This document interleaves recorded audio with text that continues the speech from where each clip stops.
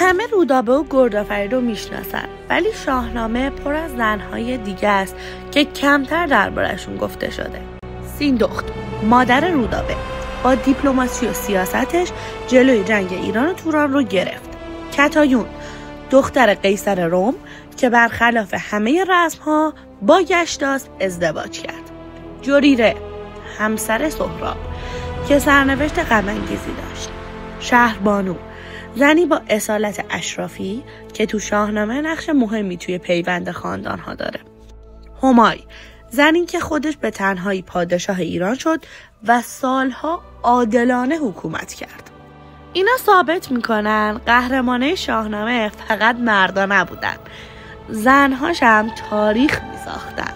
اگه دوست دارین داستان زنای شاهنامه رو بدونین، چنلمون رو سابسکرایب کنین و منتظر ویدیوهای بعدیمون باشین.